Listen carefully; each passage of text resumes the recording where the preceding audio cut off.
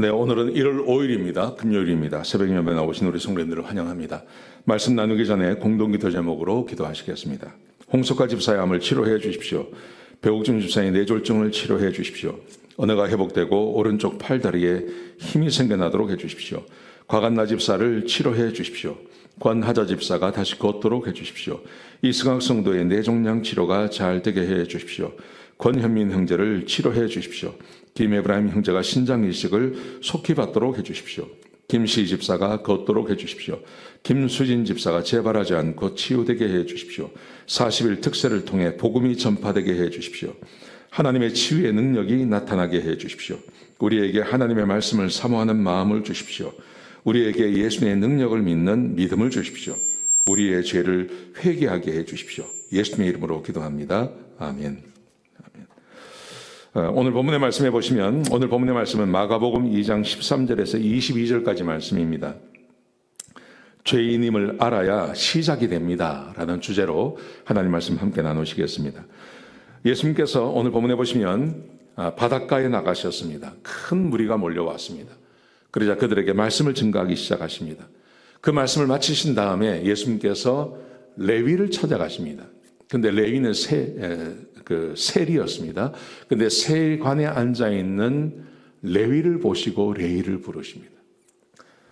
저는 이 말씀을 읽으면서 이런 생각이 들었습니다. 세상의 모든 사람들은 큰 군중에 관심이 있지만 우리 예수님께서는 한 사람에게도 관심이 있다는 거죠. 큰 무리에게도 말씀을 증거하셨지만요, 우리 예수님께서는 레위 한 사람도 부르셨다는 거예요. 예수님께서는 작은 한 사람에게도 관심이 있다는 것입니다.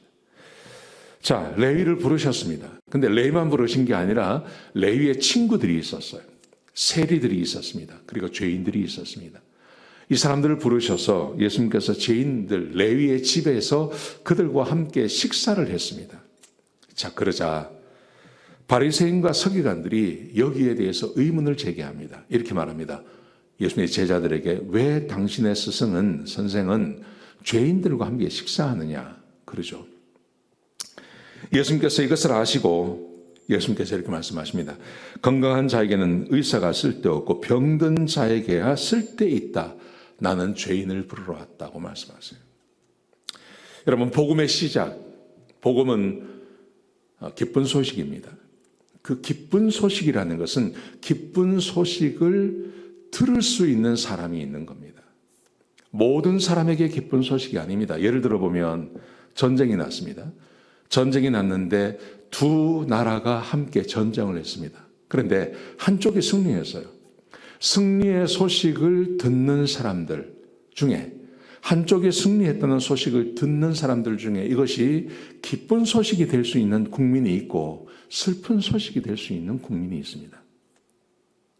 누가 듣느냐에 따라서 달라지는 겁니다.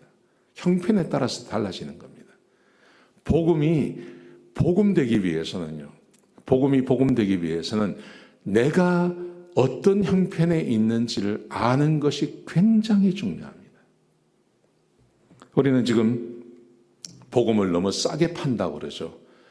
복음이 정말 복음인데 복음을 사람들에게 너무 싸게 소개한다 이렇게 말합니다. 마치 복음이 필요 없는 사람들에게 복음만 가지시면 당신이 모든 것이 해결됩니다. 그렇게 전하니 복음이 복음되지 못한다고 비판하는 분들이 참 많습니다. 저는 거기에 전적으로 동의합니다.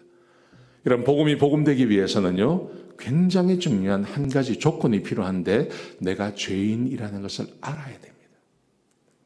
예수님께서 오늘 말씀해 보실 때 보시면 건강한 자에게는 의사가 쓸데없고 병든 자에게라 쓸데있느라 나는 죄인을 부르러 왔다. 여러분, 큰 군중이 있었어요. 근데 그 큰 군중 안에 예수님의 말씀을 듣고 감동한 사람이 몇 사람이나 될까요? 그런데 한 사람, 레위 한 사람에게 예수님께서 관심을 가지시는 이유가 뭐냐 하면 그 레위가 자기가 죄인인 것을 안다는 거예요. 세리들은 자기가 죄인인 것을 안다는 거예요. 여기 보시면 죄인들이라고 되어 있는데 이 죄인들이라는 게 무슨 죄를 지은 죄수를 말하는 게 아닙니다. 자기가 죄인인 것을 알고 있는 사람들을 말하는 거예요. 예수님께서 그들과 함께 식사하는 겁니다. 그들과 함께 계셔 주시는 것입니다.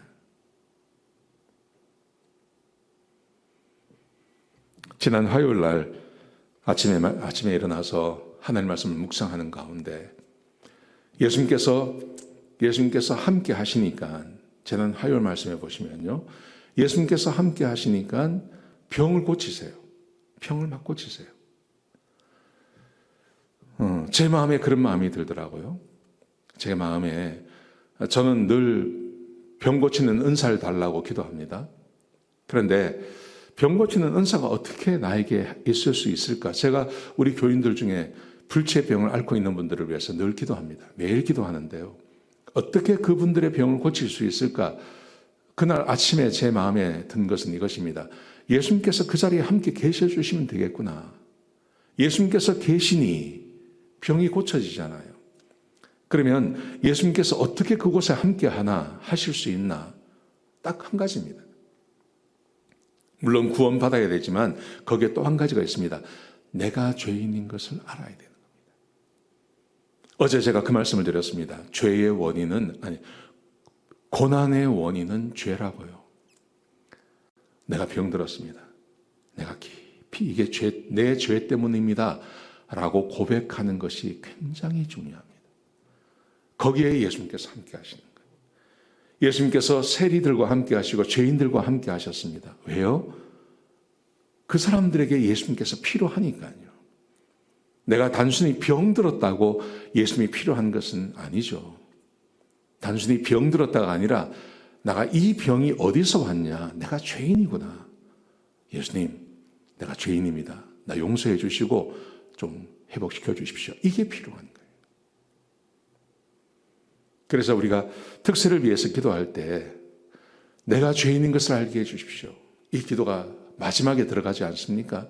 저는 이번 특세를 준비하면서 이 마가복음을 보면 병 고치는 이야기가 굉장히 많습니다. 근데 그 전제 조건이 그겁니다. 우리가 내가 죄인인 것을 고백하는 사람들에게 예수님께서 함께 하시고 거기에 하나님의 나라가 임한다는 겁니다. 오늘 하루를 시작하시면서 여러분 기도 제목이 있으십니까? 그러면 먼저 죄인인 것을 고백하시기 바랍니다. 그리고 하나님의 도우심을 구하시기 바랍니다. 하나님께서 함께 해주실 것입니다. 기도하시겠습니다. 하나님, 우리가 죄인인 것을 고백합니다. 우리의 죄를 사하시고 용서하시고 우리를 깨끗게 하시고 하나님 능력을 발해 주시고 우리의 병을 고쳐주시고 축복하시옵소서. 주님 감사합니다. 예수님의 귀하신 이름으로 간절히 기도드렸습니다. 아멘.